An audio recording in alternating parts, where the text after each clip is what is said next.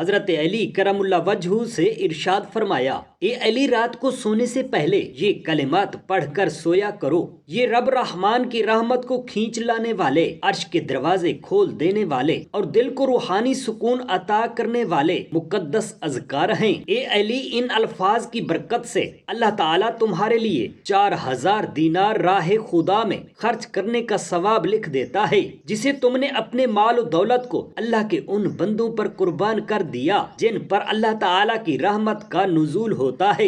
اے علی، اور سنو، ان کلمات کو پڑھنے سے تمہیں ایسا ثواب عطا کیا جاتا ہے جیسے تم نے مکمل قرآن مجید کلام الہی پڑھا ہو، اس کے حرف حرف کو محبت سے، خشیت سے، آنسو سے لبریز ہو کر پڑھا ہو۔ ان کلمات کا پڑھنا گویا تم نے جنت اپنے لیے خرید لی اور 1000 غلام آزاد کرنے کا ثواب ملتا ہے۔ اے علی، اور سنو، سب سے عظیم سعادت یہ ہے کہ ان کلمات کے صدقے اللہ تعالیٰ تمہارے نامہ اعمال میں ایک حج مقبول کا انعام بھی لکھ دیتا ہے، ایسا حج جو اس کی بارگاہ میں شرف قبولیت پا چکا ہو، جس کے ہر طواف، ہر لبیک اللہم لبیک کہنے پر جنت کے دروازے کھلتے ہیں۔ اے علی، اور سنو، ان کلمات کی تاثیر صرف دنیا تک محدود نہیں، یہ تمہارے ساتھ قبر میں بھی ہوں گے، یہ تمہیں اندھیری قبر میں روشنی دیں گے، اور قیامت کے دن جب ہر نفس اپنی فکر میں ہوگا، یہ تمہارے ہاتھوں میں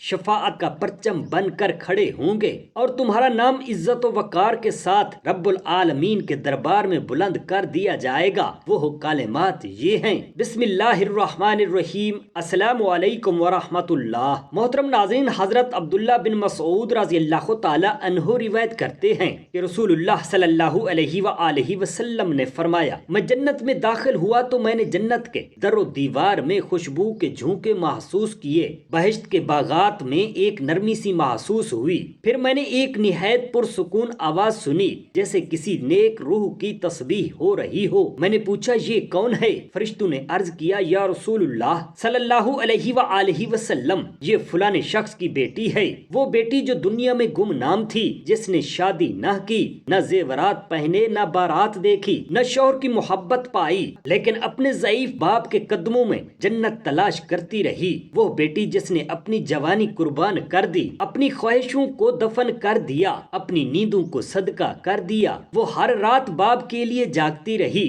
کبھی پانی دیتی، کبھی تیمارداری کرتی، کبھی تکیہ درست کرتی تو کبھی اپنی دعاؤں سے باپ کی عمر مانگتی رہی، وہ جب سجدے میں جاتی تو صرف باپ کی صحت مانگتی، کبھی کسی نے اسے دنیا کی بیٹیوں میں شمار نہ کیا، لیکن رب کریم نے اسے جنت کی عورتوں میں بلند مقام عطا کیا، وہ جب تھکتی تو زبان پر صرف یہی ہوتا، یا اللہ میرے باپ کو سکون دے دے، وہ خود کم کھاتی لیکن باپ کے ہاتھ میں گرم نوالا رکھتی، وہ خود بیمار ہوتی لیکن باپ کے لیے مسکراتی، جب سب لڑکیاں دلہن بن کر رخصت ہو گئیں وہ تب بھی اپنے بوڑھے باپ کی چپل سیدھی کر رہی تھی، اور جب وہ دنیا سے رخصت ہوئی تو زمین کی مٹی اس کے لیے نرم کر دی گئی، قبر جنت کے باغوں میں سے ایک باغ بن گئی، اور فرشتے اس کی قبر پر رحمت کی چادریں بچھانے لگے، کیونکہ وہ باپ کی رضا کے لیے جیتی رہی اور باپ کی خدمت میں فنا ہو گئی، اور آج وہ جنت کی ان عورتوں میں ہے جن پر رب کریم کو فخر ہے اور جنہیں نبیوں کے پڑوس میں جگہ ملی ہے۔ بحوالہ حدیث الترمذی، جب انسانوں کی نئی نسل زمین پر پھیل گئی اور ان میں سے ایک قوم نے دوبارہ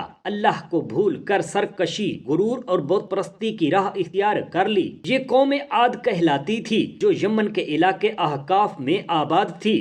اللہ تعالیٰ نے ان کو جسمانی قوت، مال و دولت، بڑے بڑے محلات، کھجوروں کے باغات اور مضبوط ستونوں والے اونچے اونچے محل عطا فرمائے تھے، لیکن ان سب نعمتوں کے باوجود وہ اللہ کی بجائے بتوں کو پوجنے لگے، زمین میں فساد پھیلانے لگے، ظلم کرنے لگے اور اپنے آپ کو ناقابل شکست سمجھنے لگے۔ انہوں نے پہاڑوں کو کاٹ کر گھر بنائے اور کہتے کہ ہم سے طاقتور کون ہے۔ اللہ تعالیٰ نے ان پر حضرت ہود علیہ السلام کو نبی بنا کر بھیجا۔ حضرت ہود علیہ السلام نے نرمی، محبت اور حکمت کے ساتھ انہیں اللہ تعالیٰ کی طرف بلایا، توحید کی دعوت دی اور ان کے غرور و تکبر پر تنبیہ کی۔ آپ علیہ السلام نے فرمایا کہ اے میری قوم، اللہ کی عبادت کرو، اس کے سوا تمہارا کوئی معبود نہیں۔ وہی تمہیں پیدا کرنے والا ہے، وہی رزق دینے والا ہے، وہی آسمان سے بارش برساتا ہے اور زمین سے اناج اگاتا ہے۔ لیکن قوم عاد نے انکار کر دیا اور حضرت ہود علیہ السلام کا مذاق اڑاتے ہوئے کہا کہ کیا تو بھی ہمارے جیسا انسان ہے؟ اگر تو سچا ہے تو کوئی عذاب لے آ، ہم تیرے رب سے نہیں ڈرتے۔ حضرت ہود علیہ السلام نے فرمایا، میں گواہ بنا کر کہتا ہوں کہ میں تم سے بیزار ہوں، تم بھی اپنی چال چل لو، میں بھی اپنی چال چل رہا ہوں، میرا رب مجھے ہر حال میں بچا لے گا، لیکن تم کو وہ عذاب میں مبتلا کرے گا جس کا تم گمان بھی نہیں کر سکتے۔ حضرت ہود علیہ السلام نے انہیں سمجھانے کی ہر ممکن کوشش کی، لیکن وہ تکبر میں اندھے ہو چکے تھے۔ انہوں نے حضرت ہود علیہ السلام کو جھٹلایا اور ان کی نصیحتوں کو مذاق سمجھا۔ اللہ تعالیٰ نے ان کے لیے پہلے آزمائش کے طور پر 3 سال تک بارش بند کر دی۔ ان کی کھیتیاں سوکھنے لگیں، جانور مرنے لگے اور قحط پھیل گیا، لیکن انہوں نے توبہ کرنے کی بجائے آسمان کی طرف دیکھ کر بتوں سے بارش کی دعا مانگنا شروع کر دی، یہاں تک کہ ایک دن انہوں نے آسمان پر ایک سیاہ بادل دیکھا اور خوش ہو کر کہا کہ یہ تو بارش والا بادل ہے۔ حضرت ہود علیہ السلام نے فرمایا، یہ وہ بادل نہیں بلکہ وہ آندھی ہے جو تمہارے رب کے عذاب کے طور پر آئی ہے، وہ آندھی جو 7 راتیں اور 8 دن مسلسل ان پر چلی، جو ان کے جسموں کو درختوں کی طرح اکھاڑ کر پھینک دیتی، جو ان کے مضبوط محلوں کو زمین بوس کر دیتی، جو ان کے غرور کو مٹی میں ملا دیتی۔ اس خوفناک آندھی میں قوم عاد کے تمام کافر ہلاک ہو گئے، صرف حضرت ہود علیہ السلام اور ان کے ساتھ ایمان لانے والے اللہ تعالیٰ نے بچا لیے۔ حضرت ہود علیہ السلام نے اللہ کی عبادت اور اس کے پیغام کی تبلیغ میں گزار دی۔ قوم عاد کا انجام قرآن مجید میں بھی تفصیل سے آیا ہے تاکہ آنے والے لوگ عبرت حاصل کر لیں۔ حضرت نوح علیہ السلام حضرت آدم علیہ السلام کے بعد پہلے نبی تھے جنہیں ایک پوری قوم کی طرف رسول بنا کر بھیجا گیا۔ اللہ تعالیٰ نے حضرت نوح علیہ السلام کو نبوت عطا فرمائی۔ جب ان کی قوم شرک، بت پرستی اور بدعمالیوں میں حد سے زیادہ بڑھ گئی تو حضرت نوح علیہ السلام کا نسب حضرت شیث علیہ السلام کے ذریعے حضرت آدم علیہ السلام تک پہنچتا ہے۔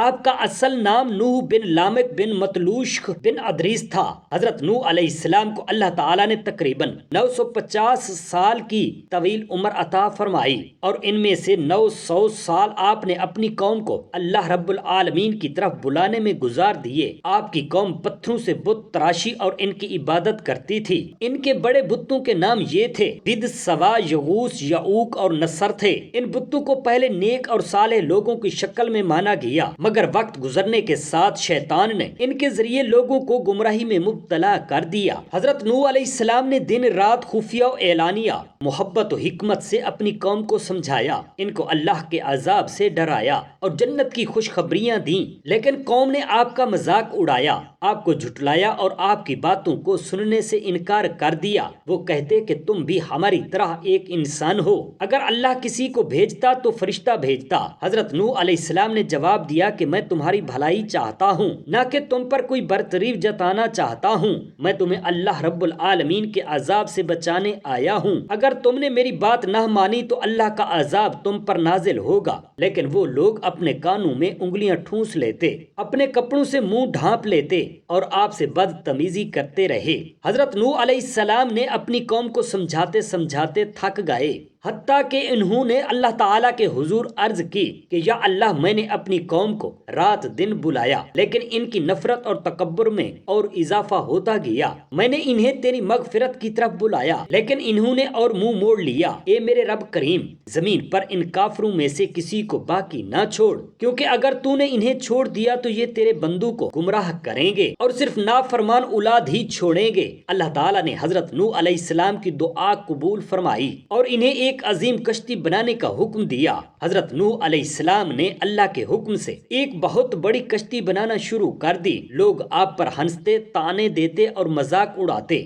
لیکن آپ کشتی بناتے رہے، کیونکہ اللہ کریم کا وعدہ تھا کہ وہ ان کافروں پر طوفان نازل کرے گا۔ حضرت نوح علیہ السلام نے کشتی مکمل کی جو 3 منزلوں پر مشتمل تھی۔ ایک منزل درندوں، ایک پر چوپاؤں اور ایک پر انسانوں کے لیے تھی۔ جب اللہ تعالیٰ کا حکم آیا تو زمین سے چشمے ابل پڑے اور آسمان سے بارش تیز ہو گئی، یہاں تک کہ ہر طرف پانی ہی پانی ہو گیا۔ حضرت نوح علیہ السلام نے اللہ کے حکم سے ہر جانور کے ایک نر اور ایک مادہ کو کشتی میں سوار کیا اور اپنے ایمان والے پیروکاروں کے ساتھ کشتی میں سوار ہو گئے۔ پانی اتنا بڑھا کہ پہاڑ بھی چھپ گئے اور ہر کافر ڈوب گیا، حتیٰ کہ حضرت نوح علیہ السلام کا ایک بیٹا کنعان بھی کافروں میں سے تھا، جس نے کشتی میں سوار ہونے سے انکار کر دیا اور کہا میں پہاڑ پر چڑھ کر بچ جاؤں گا۔ حضرت نوح علیہ السلام نے فرمایا آج کے دن اللہ کے عذاب سے کوئی نہیں بچ سکتا، لیکن وہ نہ مانا اور طوفان میں ڈوب گیا۔ کشتی مسلسل کئی دنوں تک پانی میں چلتی رہی، یہاں تک کہ اللہ تعالیٰ نے زمین کو پانی نگلنے کا حکم دیا اور آسمان کو بارش روکنے کا حکم دیا۔ پانی کم ہونے لگا اور کشتی جودھی پہاڑ پر جا کر ٹھہر گئی۔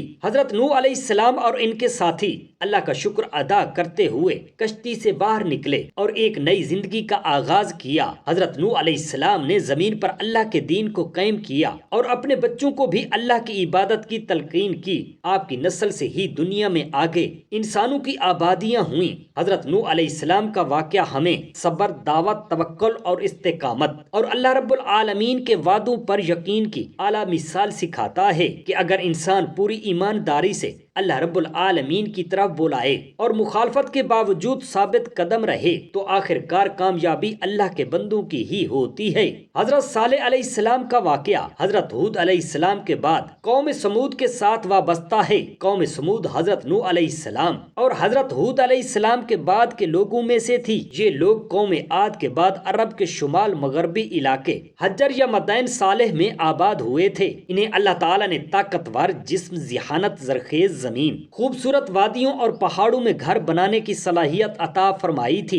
یہ لوگ پہاڑوں کو تراش کر حسین و جمیل گھر بناتے اور میدانوں میں محلات تعمیر کرتے۔ ان کے ہاں خوشحالی، دولت، فن، تعمیر اور زمین کی زرخیزی کا کوئی جواب نہ تھا، مگر اس نعمت نے انہیں غرور میں مبتلا کر دیا۔ انہوں نے اللہ کو بھلا دیا اور بت پرستی اختیار کر لی۔ وہ کئی بتوں کی عبادت کرتے تھے۔ ان میں مشہور بت حجر، حباب، شمس اور منات تھے۔ اللہ تعالیٰ نے ان سب کی اصلاح کے لیے انہی میں سے ایک نیک راست باز اور سچے انسان حضرت صالح علیہ السلام کو نبی بنا کر بھیجا۔ حضرت صالح علیہ السلام نے اپنی قوم کو توحید کی دعوت دی۔ ان کو سمجھایا کہ اے میری قوم، اللہ کی عبادت کرو، اس کے سوا کسی اور کو معبود نہ بناؤ۔ وہی تمہیں زمین سے پیدا کرنے والا ہے، وہی تمہارا خالق اور رازق ہے۔ لیکن قوم سمود نے ان کی بات کو ماننے سے انکار کر دیا اور کہنے لگے کہ اے صالح، تو پہلے تو ہمارے درمیان معزز اور عقل مند تھا، اب تو ہمیں ان بتوں کی عبادت سے روکتا ہے۔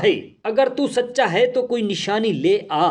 حضرت صالح علیہ السلام نے اللہ تعالیٰ سے دعا کی کہ وہ ان لوگوں کو ایسی نشانی دے جو ان کے لیے حجت ہو۔ اللہ تعالیٰ نے ان کی دعا قبول فرمائی اور ایک معجزہ ظاہر کیا۔ ایک عظیم پہاڑ کے اندر سے ایک زندہ اونٹنی کو باہر نکالا جو کہ نہایت خوبصورت اور بڑی جسامت والی تھی۔ یہ اونٹنی پہاڑ کی چٹان سے ظاہر ہوئی جو اللہ تعالیٰ کا معجزہ اور حضرت صالح علیہ السلام کی سچائی کی واضح دلیل تھی۔ حضرت صالح علیہ السلام نے فرمایا کہ یہ اللہ کی اونٹنی ہے، اسے ایذا نہ دینا، یہ اللہ کی نشانی ہے، اسے زمین میں چلنے دو، یہ ایک دن تمہارے کنویں سے پانی پیے گی اور ایک دن تم پیو گے۔ لیکن قوم سمود نے اس نشانی کو دیکھ کر بھی انکار کر دیا، بلکہ وہ لوگ اس اونٹنی سے حسد اور دشمنی کرنے لگے۔ وہ اونٹنی روزانہ پہاڑوں سے اترتی، ایک دن میں کنویں کا سارا پانی پی جاتی اور پورا قبیلہ اس کے دودھ سے سیر ہو جاتا، لیکن وہ پھر بھی ماننے کو تیار نہ ہوئے، بلکہ انہوں نے سازش کی کہ اس اونٹنی کو قتل کر دیا جائے۔ چنانچہ ایک سرکش شخص قدار بن سالف نے چند ساتھیوں کے ساتھ مل کر اس اونٹنی کی کونچیں کاٹ دیں اور اسے قتل کر دیا۔ جب حضرت صالح علیہ السلام کو اس کا علم ہوا تو آپ نے غم کے ساتھ فرمایا کہ تم نے اللہ کی نشانی کو قتل کیا، اب تمہیں 3 دن کی مہلت ہے، اس کے بعد اللہ کا عذاب تم پر نازل ہوگا۔ قوم سمود حضرت صالح علیہ السلام کا مذاق اڑاتی رہی، کہنے لگی اچھا لے آ وہ عذاب جو تو کہتا ہے۔ لیکن تیسرے دن جیسے ہی سورج نکلا تو ایک زوردار چیخ اور زلزلہ آیا، آسمان سے ایک آواز نے انہیں اپنی لپیٹ میں لے لیا اور زمین نے نیچے سے ہلا دیا۔ ان کے دل پھٹ گئے اور جسموں میں لرزہ طاری ہو گیا اور وہ سب کے سب اپنے گھروں میں منہ کے بل گر پڑے، بے جان اور برباد ہو گئے۔ حضرت صالح علیہ السلام اور ان کے چند ایمان والے ساتھی اللہ تعالیٰ کے حکم سے بچا لیے گئے۔ حضرت صالح علیہ السلام نے انہیں کہا کہ اے میری قوم، میں نے تمہیں اپنے رب کریم کا پیغام پہنچا دیا تھا اور تمہاری خیر خواہی کی، لیکن تم نے خیر خواہی کو پسند ہی نہیں کیا۔ حضرت صالح علیہ السلام وہاں سے ہجرت کر گئے اور باقی زندگی اللہ تعالیٰ کی عبادت اور تبلیغ میں گزاری۔ قوم سمود کا انجام بھی قرآن پاک میں بار بار آیا تاکہ لوگ عبرت حاصل کریں اور جان لیں کہ اللہ کی نشانیوں کا انکار اور اس کے رسولوں سے دشمنی کس انجام تک لے جاتی ہے۔ محترم ناظرین، حضور اکرم صلی اللہ علیہ وآلہ وسلم نے ایک مرتبہ حضرت علی کرم اللہ وجہ الکریم سے ارشاد فرمایا، اے علی، رات کو 5 کام کر کے سویا کرو۔ پہلا، 4000 دینار صدقہ دے کر سویا کرو۔ ایک بار قرآن شریف پڑھ کر سویا کرو۔ جنت کی قیمت دیکھ کر سویا کرو۔ 2 لڑنے والوں میں صلح کر کے سویا کرو۔ 1 حج کر کے سویا کرو۔ حضرت علی رضی اللہ تعالی عنہ نے عرض کی، یا رسول اللہ صلی اللہ علیہ وآلہ وسلم، یہ امر حال ہے، مجھ سے کب بن سکیں گے؟ اس پر حضور نبی کریم صلی اللہ علیہ وآلہ وسلم نے ارشاد فرمایا، 4 مرتبہ سورہ فاتحہ پڑھ کر سویا کرو، اس کا ثواب 4000 دینار صدقہ دینے کے برابر تمہارے نامہ اعمال میں لکھا جائے گا۔ 3 مرتبہ قل ہو واللہ احد پڑھ کر سویا کرو۔ 1 بار قرآن مجید پڑھنے کا ثواب ہوگا۔ سورہ مزمل اور درود شریف پڑھ کر سویا کرو، وہ جنت کی قیمت ادا ہوگی۔ 10 مرتبہ استغفار پڑھ کر سویا کرو، 1000 غلام آزاد کرنے اور 2 لڑنے والوں میں صلح کے برابر ثواب ہوگا۔ 4 مرتبہ سورہ اخلاص پڑھ کر سویا کرو، 1 حج کرنے کا ثواب ہوگا۔ اے علی، ان کلمات کی تاثیر صرف دنیا تک محدود نہیں، یہ تمہارے ساتھ قبر میں بھی ہوں گے، یہ تمہیں اندھیری قبر میں روشنی دیں گے، اور قیامت کے دن جب ہر نفس اپنی فکر میں ہوگا، یہ تمہارے ہاتھوں میں شفاعت کا پرچم بن کر کھڑے ہوں گے، اور تمہارا نام عزت و وقار کے ساتھ اللہ رب العالمین کے دربار میں بلند کر دیا جائے گا۔ محترم ناظرین، حضرت عبداللہ بن عمر رضی اللہ تعالی عنہم فرماتے ہیں کہ ایک شخص نبی پاک صلی اللہ علیہ وسلم کی خدمت اقدس میں حاضر ہوا اور نہایت عاجزی سے عرض کیا، یا رسول اللہ صلی اللہ علیہ وسلم، میں یمن سے آیا ہوں، ایک لمبا اور تھکا دینے والا سفر طے کر کے صرف آپ سے چند سوال کرنے، آپ کے قدموں میں بیٹھنے اور اپنی کیفیت عرض کرنے کے لیے۔ میرے والدین بوڑھے ہو چکے ہیں، ان کے بال سفید ہو چکے ہیں اور ان کی کمر جھک گئی ہے، چلنے کی طاقت نہیں رہی، میں انہیں اپنے ہاتھوں سے اٹھا کر حج پر لایا، راستے بھر ان کی خدمت کرتا رہا، کبھی ان کے پاؤں دباتا، کبھی انہیں اپنے کندھوں پر بٹھا لیتا، جب وہ سو جاتے تو میں ان کے پاس جاگتا رہتا، ان کی سانسوں کی آوازیں سنتا، ان کی ضروریات سے پہلے ان کے لیے حاضر رہتا، میں نے ان کے لیے اپنی نیندیں قربان کر دیں، بھوک کے وقت ان کا پیٹ بھرتا رہا اور خود بھوکا رہا، یا رسول اللہ صلی اللہ علیہ وآلہ وسلم، کیا میں نے ان کا حق ادا کر دیا؟ نبی کریم صلی اللہ علیہ وآلہ وسلم نے اسے دیکھا، اس کی آنکھوں میں عاجزی تھی، ماتھے پر تھکن تھی، لیکن دل میں ایک سوال تھا، اور پھر نبی پاک صاحب لولاک صلی اللہ علیہ وآلہ وسلم نے فرمایا، تو ان کی ایک ہچکی کا بھی بدلہ نہیں چکا سکا، یعنی وہ ایک ہچکی جو تیری ماں نے تجھے پیدا کرتے وقت درد سے لی تھی، یا وہ ایک رات جو تیرے باپ نے تپتی دھوپ میں محنت کرتے گزار دی، ان لمحوں کا بدلہ بھی تو نہیں چکا سکا۔